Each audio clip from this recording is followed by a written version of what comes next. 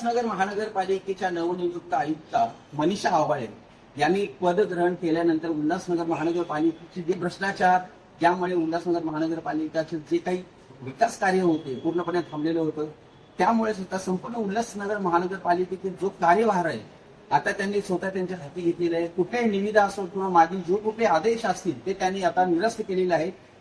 अनेक प्रकारच्या ज्या निविदा होत्या त्या निविदामध्ये आता ई टेंडरिंग करण्यासाठी त्यांनी सांगितलेलं आहे. कुठल्याही प्रकारची यामध्ये घोटाळा होऊ नये याची त्यांनी पूर्णपणे शाश्वती दिलेली आहे. अशातच उल्हासनगरमधील जे खड्डे आहेत किंवा जे रस्त्याची जे काही कामं असतील आता त्या ठेकेदारांमध्ये एक भय निर्माण झालेली आहे. आता येणाऱ्या काळामध्ये त्यांच्या ज्या निविदा त्यांनी घेतल्या होते त्याच्याबद्दल काय होणार, परंतु या सगळ्याला तोड देत आता आयुक्त मॅडम यांनी सांगितलेलं आहे की कुठल्याही प्रकारचा भ्रष्टाचार ते करून देणार नाहीत. आणि त्यातच गेली अनेक वर्ष झाली या उल्हासनगर शहरामध्ये जो मालमत्ता कर होता तो देखील पूर्णपणे भरला जात नव्हता.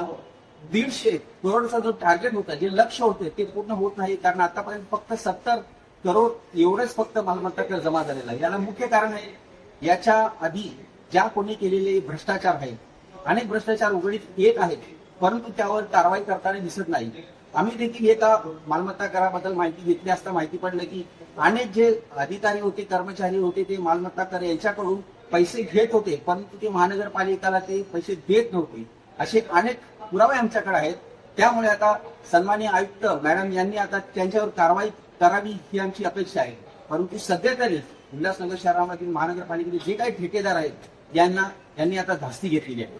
टॅक्स विभागातील 17 जे लिपिक होते त्यांची बदली करण्यात आलेली असल्यामुळे हडकंबर माचलेलं सुद्धा, परंतु आता टॅक्स जमा करण्यासाठी जे कार्यरत अधिकारी आहेत किंवा कर्मचारी आहेत ते किती टॅक्स जमा करतील याच्यावर देखील अवलंबून आहे की कशा प्रकारे हा टॅक्स जमा केला जाईल आणि त्यांचं जे पूर्णपणे टार्गेट आहे ते लक्ष पूर्ण केलं जाईल. महत्वाची बाब ही आहे की यामध्ये मागील केलेला भ्रष्टाचार हा आता टॅक्स जमा न होण्याचं मुख्य कारण आहे असं काहीसं दिसत आहे.